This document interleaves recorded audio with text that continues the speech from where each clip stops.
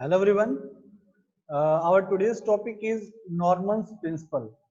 Basically, interface के human और interface के बीच इंटरेक्शन के regarding different different principles SCI में दिए गए हैं, डिफरेंट डिफरेंट मॉडल्स दिए गए हैं।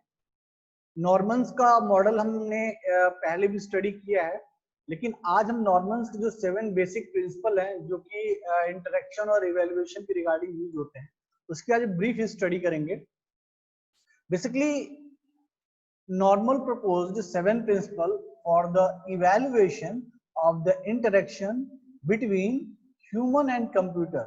So जो नॉर्मन्स का प्रिंसिपल है या यू कहें जो नॉर्मल ने 7 प्रिंसिपल दिए हैं, ये 7 प्रिंसिपल हम बेसिकली यूज करते हैं ह्यूमन और कंप्यूटर के बीच में इंटरेक्शन को चेक करने के लिए। ह्यूमन और कंप्यूटर के बीच में इंटरेक्शन को चेक करने के लिए मीन्स जो इंटरफेस हम डिजाइन कर रहे हैं, जो इंटरफेस हम बना रहे हैं, क्या वो ह्यूमन और कंप्यूटर के बीच में प्रॉपर इंटरेक्शन स्टेबलाइज कर रहा है या नहीं कर रहा है, उसी को हम इवेलुएट करने के लिए हम नॉर्मन्स के 7 प्रिंसिपल्स को यूज करते हैं। ठीक है, तो बेसिकली यहां देखिए कह रहा है ही intended 7 stages to be used to transform difficult task for which SCI interface was under development into simple ones. Norman outlined the underlying principles for his 7-stage model. The 7-stage interaction model is shown below. These are 7 interaction model. मैं interaction model इसलिए कह रहा हूं क्योंकि हम इन 7 phases को अगर follow करेंगे, 7 फेजेस को अगर फॉलो करेंगे, इट मींस इनको फॉलो करने के बाद जो इंटरफेस हमने बनाया है ह्यूमन और कंप्यूटर के बीच इंटरेक्शन के लिए, वो इंटरफेस प्रॉपर इंटरेक्शन स्टेबलाइज करेगा। मींस हम एक तरह से क्या कर रहे हैं, इवैल्यूएशन को क्या कर रहे हैं, स्टार्टिंग से ही लेके चल रहे हैं। हम फर्स्ट स्टेप 1 से स्टेप 7 के बीच में हर एक पॉइंट पे इवैल्यूएट करते चलेंगे, क्या हमने यूजर की रिक्वायरमेंट ठीक ठाक ले ली है कि नहीं ली है, क्या मैंने उसको सही तरह से उसको लॉजिकल रूप दिया है या नहीं दिया है, क्या मैंने उसको सही तरह से डिजाइन किया है या नहीं किया है, क्या यूजर का mental model, conceptual model, design model सब सेम है या नहीं है। मींस कहने का मतलब ये है कि जो इंटरफेस की डिजाइनिंग का जो स्टार्टिंग ट्रेंड वाला स्टेप है, हर स्टेप में हम इवैल्यूएशन फेज को फॉलो करते हैं ताकि जो इंटरफेस हमारे इम्प्लीमेंटेशन के बाद बने, उस इंटरफेस के थ्रू ह्यूमन और कंप्यूटर के बीच में एक प्रॉपर इंटरेक्शन स्टेबलाइज हो सके। तो दीज आर 7 प्रिंसिपल्स, या यू कह सकते हैं ये 7 स्टेजेस हैं, ये 7 रूल्स हैं, ये 7 प्रिंसिपल्स हैं जिनको हम यूज करते हैं ह्यूमन और कंप्यूटर के बीच में इंटरेक्शन को स्टेबलाइज करने के लिए, या यू कहें ह्यूमन और कंप्यूटर के बीच में स्टेबलाइज्ड इंटरेक्शन को इवैल्यूएट करने के लिए, चेक करने के लिए कि वो इंटरेक्शन बढ़िया है या नहीं है, क्या इंटरेक्शन स्टेबलाइज हो रहा है या नहीं हो रहा है। तो 1 by 1 हम एक एक पॉइंट पे फोकस करेंगे। First one is use both knowledge in world and knowledge in the head. Means user के माइंड में क्या है, ठीक है, और रियल वर्ल्ड में क्या एग्जिस्ट कर रहा है, हमें इन दोनों चीजों को लेकर चलना है। ऐसा नहीं है कि अगर आप किसी भी एक स्पेसिफिक एप्लीकेशन की बात करें तो उस स्पेसिफिक एप्लीकेशन के रिगार्डिंग आप डिफरेंट यूजर से बात करेंगे तो आपको डिफरेंट टाइप की रिक्वायरमेंट मिलेगी। वही कहने का मतलब है knowledge in the head, users के माइंड में क्या है और रियली हमारे मार्केट में क्या ट्रेंड चल रहा है, इन दोनों चीजों को हमें माइंड में रखना है। That's the first phase for evaluation for stabilizing interaction between human and computer।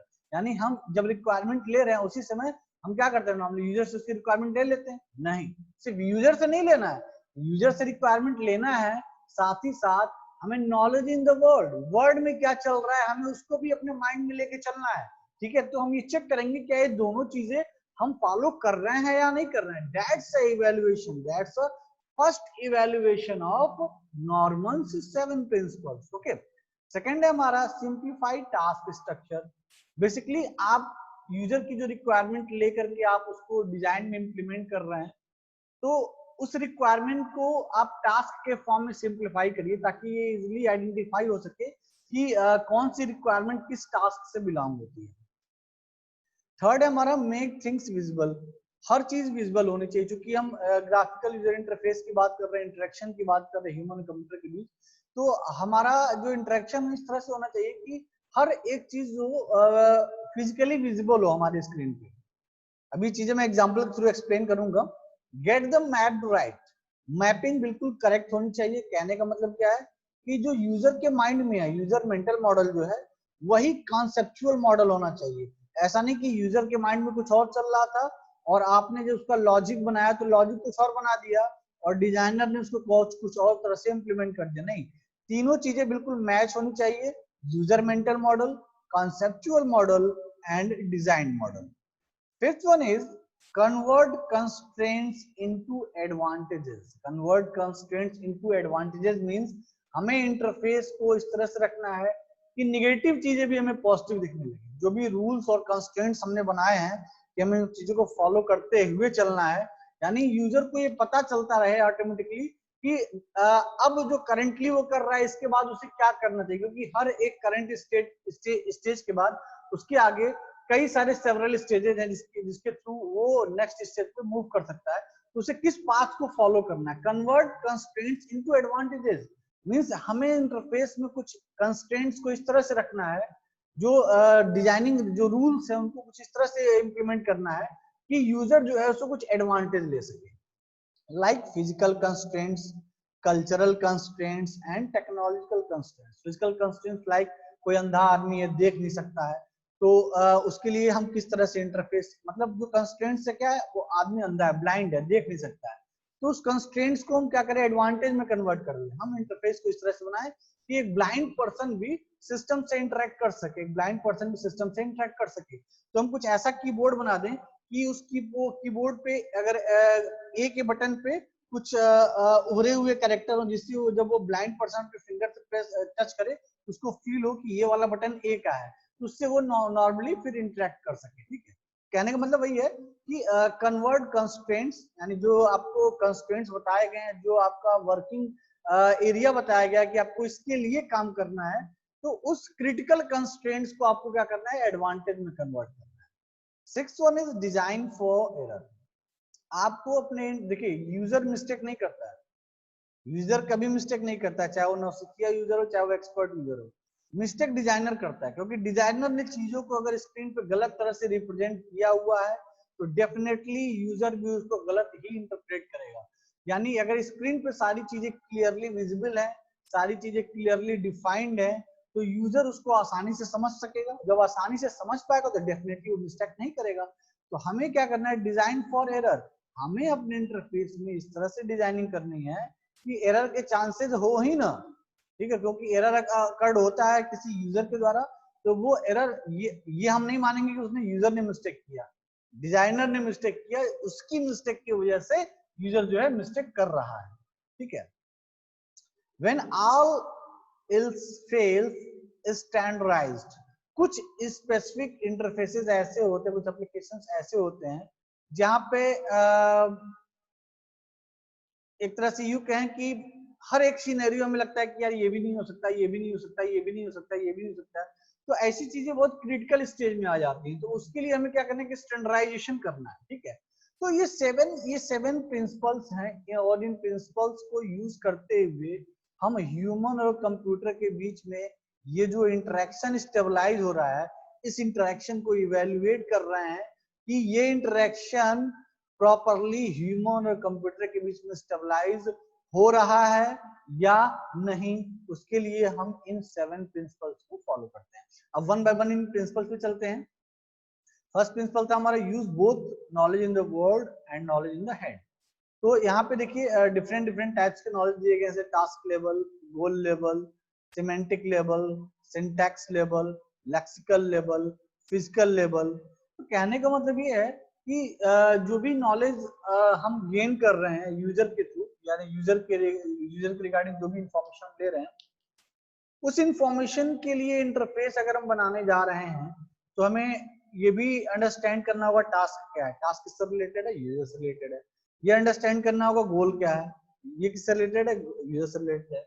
Semantic level, ये भी किससे रिलेटेड है, यूजर से रिलेटेड है। यूजर को क्या करना है, दैट्स वो ऑब्जेक्ट्स क्या हैं जिनके थ्रू यूजर इंटरेक्ट करेगा, ये सिमेंटिक लेवल है। अब syntax level, lexical level and physical level, ये आ गया हमारा knowledge in the word.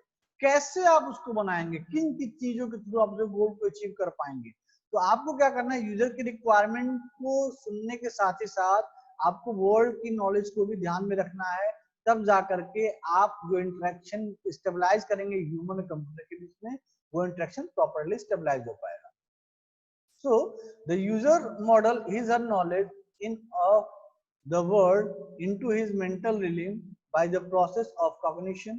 User knowledge model is not necessarily the same as the knowledge model of the world. यानी user के mind में जो चल रहा है कोई जरूरी नहीं है कि वो वर्ल्ड के मॉडल से मैच कर जाए।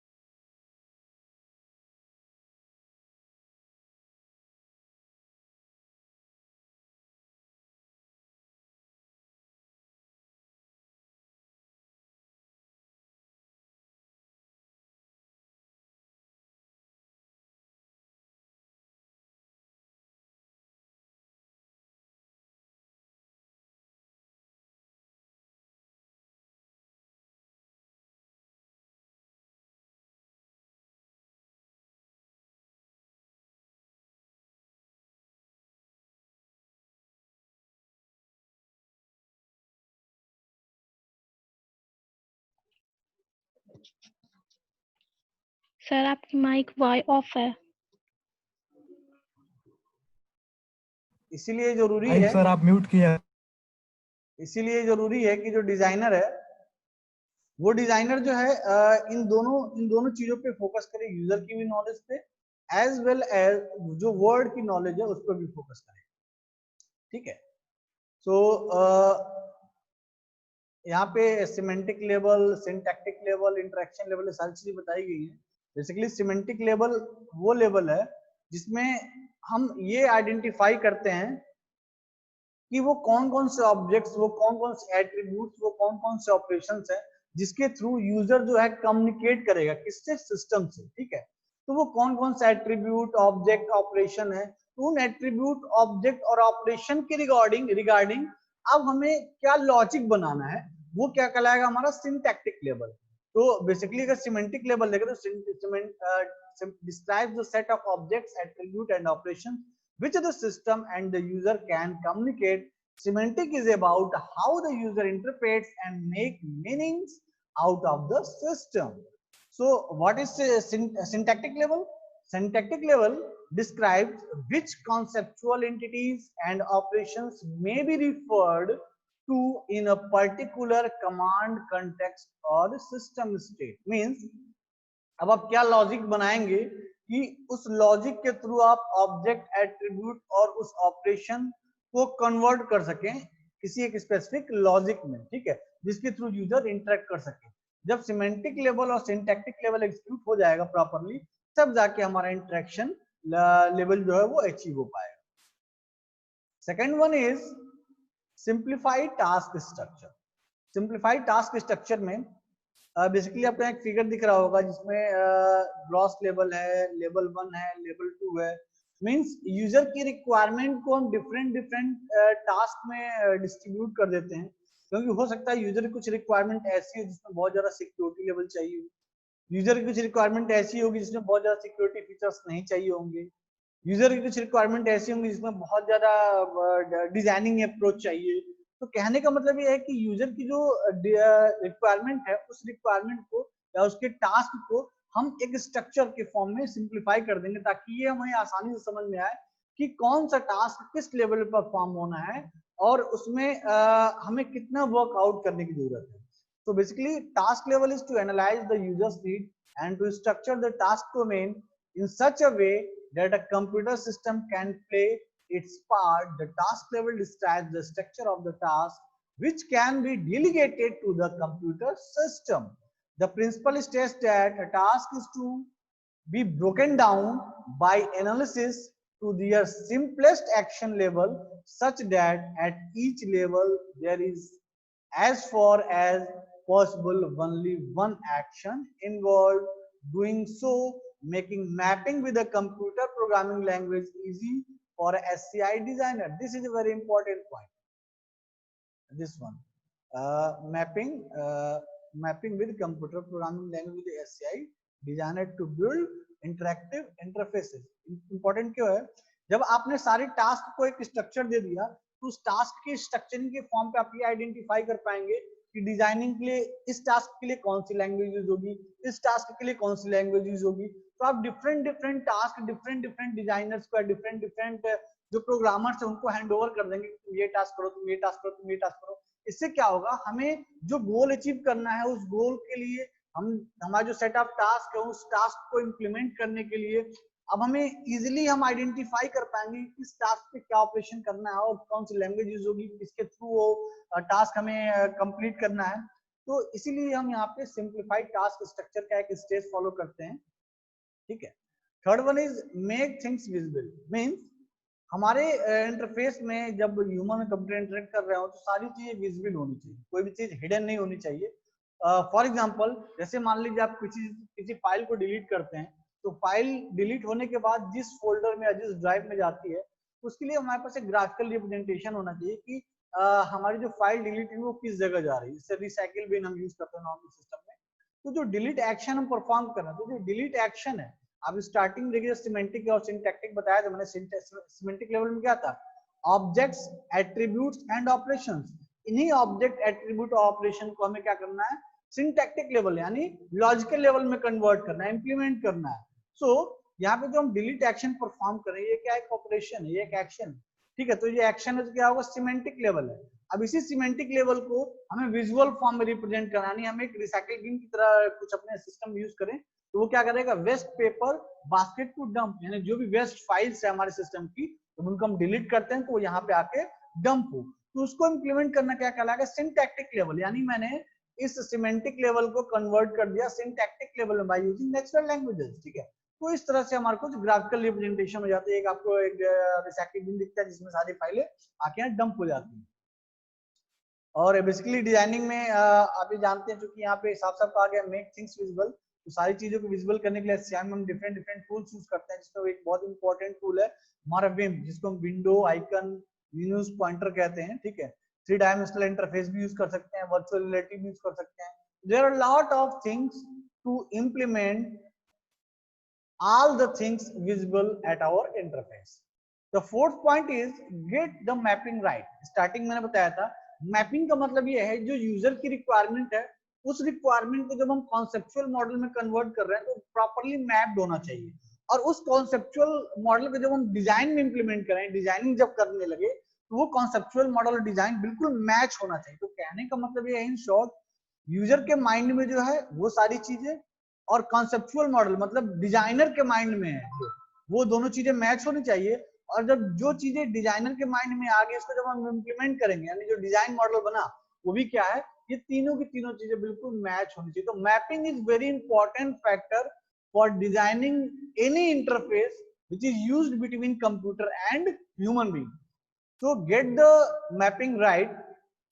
यहाँ एक फिगर के थ्रू एक्सप्लेन किया गया है. यहाँ पे देखिए एक डिजाइनर, एक ब्लॉक में डिजाइनर लिखा है, एक ब्लॉक में यूजर लिखा हुआ है और एक ब्लॉक में सिस्टम लिखा हुआ है. ठीक है. तो डिजाइनर वाला पोर्शन है वो कॉन्सेप्चुअल मॉडल, उसके माइंड में क्या है, कॉन्सेप्चुअल मॉडल है. डिजाइनर के पास, डिजाइनर के दिमाग में क्या है, कॉन्सेप्चुअल मॉडल. यूजर के माइंड में क्या है, यूजर मेंटल मॉडल. ठीक है. और जो सिस्टम हम बनाने जा रहे हैं, जिस सिस्टम के लिए हम डिजाइनिंग करने जा रहे हैं, तो जब यूजर का मेंटल मॉडल और डिजाइनर का मेंटल मॉडल दोनों बिल्कुल मैच कर जाएंगे, मैप कर जाएंगे, तो उसके लिए जो इंटरफेस बन के आएगा वो कहलाएगा हमारा डिजाइन मॉडल. ठीक है. तो बेसिकली जब कॉन्सेप्चुअल मॉडल, जो डिजाइनर है वो बेसिकली किस चीज पे फोकस करता है, conceptual model of the system, conceptual model of the word, conceptual model of the user. User किस पे फोकस करता है, user mental model of the system, user mental model of the world. इन सारी चीजों को मिलाने के बाद हम जो है एक सिस्टम के लिए एक प्रॉपर इंटरफेस डिजाइन कर पाते हैं।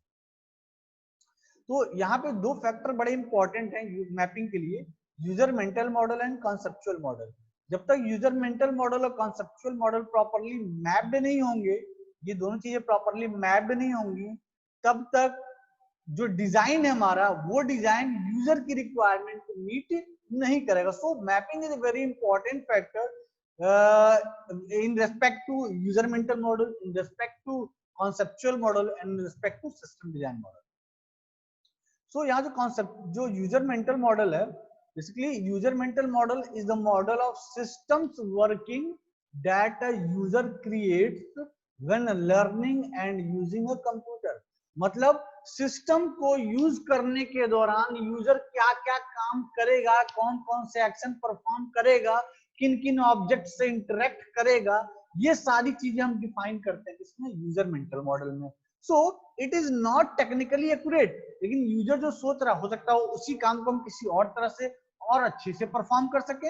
यानी यूजर जो सोच रहा है वो पार्ट बहुत कॉम्प्लेक्स, बहुत क्रिटिकल हो, लेकिन डिजाइनर के माइंड में उससे अच्छा अप्रोच हो। So it's not also be not stable over time. Users mental model kept changing and involves learning continuous. Means user mental model को हम change करते हैं according to the learning, according to the learning the knowledge of the world की knowledge को भी देखते हुए user की रिक्वायरमेंट को क्या करते हैं, चेंज करते हैं। जो बताते हैं देखो ऐसे नहीं ऐसे भी कर सकते हैं आप, और अच्छे से कर सकते हैं आप, ठीक है। सो in a way mental model or models people have of themselves, other and environment, it is their inner understanding. So the mental model of a device is formed by interpreting its perceived action and is a visible physical structure.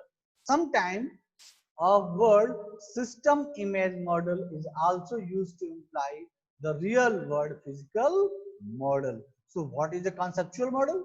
The conceptual is a technically accurate model of the computer device system. मतलब user mental model क्या था, किसी एक task को perform करने के लिए user क्या कर सकता है, वो यूजर मेंटल मॉडल है। तो यूजर जो टास्क परफॉर्म करना चाहता है उसी टास्क को सिस्टम इंटरनली कैसे परफॉर्म करेगा, उस यानी यूजर के एक्शन को सिस्टम पे इंप्लीमेंट करना है, तो वो क्या कहलाएगा हमारा कॉन्सेप्चुअल मॉडल। तो दोनों चीजें एक दूसरे से इंटर रिलेटेड है, इसलिए हमें मैपिंग करना बहुत ही जरूरी होता है। विदाउट मैपिंग आप कोई भी प्रॉपर इंटरफेस आप डिजाइन नहीं कर सकते। So mapping is very important factor for interface. Fifth point is convert constraints into advantages. जैसे स्टार्टिंग में मैंने बताया था कि जो कंस्ट्रेंट्स दिए गए हैं, जो हमें एक नियम बता दिया गया है कि आपको इस चीज के लिए करना है, ये चीज होनी चाहिए, उन कंस्ट्रेंट्स को क्या करना है, हमें अपने इंटरफेस में एक एडवांटेज की तरह ट्रीट करना। जैसे कि मैंने आपको एग्जांपल दिया था, कोई ब्लाइंड पर्सन है, उस ब्लाइंड पर्सन को सिस्टम में टाइपिंग करनी है, तो नॉर्मल कीबोर्ड पे टाइपिंग नहीं कर सकते हो, क्योंकि वो ब्लाइंड पर्सन से फील कर सकता है चीजों को अपने फिंगर्स पे। तो अगर मैं कोई ऐसा कीबोर्ड डिजाइन कर दूं जिस कीबोर्ड के हर बटन पे उसके कैरेक्टर जो हो उभरे उभरे हो, ताकि जो ब्लाइंड पर्सन है कीबोर्ड के बटन को टच करके फील कर सके, this is a character A, this is a character B, this is a number 1, this is a number 2। तो इस तरह से जो यूजर है वो इजीली सिस्टम से इंटरेक्ट कर सकता है। So this is about how to ensure that the user know what to do next when there are more than one possibilities. तो बेसिकली जो भी कंस्ट्रेंट्स हैं हमारे पास, उस कंस्ट्रेंट्स को इंटरफेस में एडवांटेज की तरह क्रिएट करना है कि यूजर जो है इजीली अंडरस्टैंड कर सके अब उससे आगे क्या करना है, or more than a given option. In other words, how a designer need to embed constraints in the sequence of operation in the interface. यानी इंटरफेस में जो डिजाइनर है वो कंस्ट्रेंट्स को किस तरह से रखे कि जो यूजर वो आसानी से समझ सके, अच्छा मुझे इसके बाद ये ऑपरेशन परफॉर्म करना है, इसके बाद ये ऑपरेशन परफॉर्म करना है। तो यहाँ पे देखिए डिफरेंट डिफरेंट कंस्ट्रेंट्स बताए गए हैं, physical constraints, cultural constraints and technological constraints. Physical constraints based on shape, size, area. Cultural constraints based on cultural and semantically practical rituals. Technological constraint is based on cloning a file without saving. तो ये different different चीजें हैं जिनको इन constraints को mind में रख करके हम इंटरफेस में उसका एज एडवांटेज की तरह यूज करते हैं।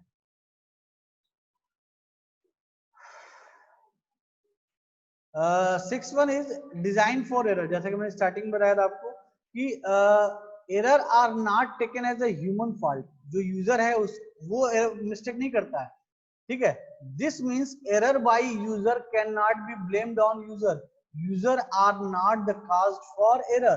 तो उस एरर का काज मतलब उस वो एरर किसकी वजह से हुआ? वो एरर डिजाइनर की वजह से हुआ। मींस डिजाइनर ने इंटरफेस में चीजों को प्रॉपर इस तरह से नहीं रखा जिसकी वजह से यूजर चीजों को गलत तरह से इंटरप्रेट किया और एरर एग्जीक्यूट हो गया। तो डिजाइनिंग में हमें चीजों को इस तरह से रखना है कि अगर एरर एग्जीक्यूट हो तो उस एरर को हम रिजॉल्व कर सके, दूसरी चीज एरर एग्जीक्यूट होने ही ना पाए, ठीक है। तो एरर के रिगार्डिंग डिस्क्रिप्शन होनी चाहिए, डेटा एरर होना चाहिए, एसोसिएटिव एक्शन एरर होने चाहिए, ठीक है। तो ये सारी चीजें हैं। सेवेंथ जो है हमारा वह when all is unstable standardized. तो इसके लिए यहाँ देखिए कह रहा है example of such situations are medical devices, welfare equipment, nuclear equipment, power plant control, energy grids, air traffic control etcetera. In such critical applications, these are all critical applications. Context standardization means कुछ ऐसे critical applications हैं जिसमें when all is unsuitable, मतलब ये भी नहीं हो पाएगा, ये भी नहीं हो पाएगा, ये भी नहीं हो पाएगा, ये भी नहीं हो पाएगा, मतलब उस एप्लीकेशन को बनाने के लिए, डिजाइन करने के आपका जो जो ऑप्शंस थे वो सारे के सारे ऑप्शंस के आपके कैंसिल हो गए। मतलब इन सभी वेज से आप उसको नहीं बना सकते। उस केस में आपको अपना एक स्टैंडर्ड मॉडल बनाना होगा, स्टैंडर्डाइजेशन करना होगा। क्यों? क्योंकि कुछ फील्ड्स ऐसी होती हैं जो बहुत क्रिटिकल होती हैं जिसमें 0.0001% मिस्टेक्स भी हम टॉलरेट नहीं कर सकते हैं, ठीक है। सो हमें ये सेवेंथ वाला जो पॉइंट है when all is unstable standardize, यानी हमें चीजों को स्टैंडर्डाइज फॉर्म में रखना है for all critical application. So by using all these 7 principles we can check the interaction between human and computer by using interface, and we can evaluate the interaction level between human and computer. Hope so आपको ये lecture अच्छे से समझ में आया होगा।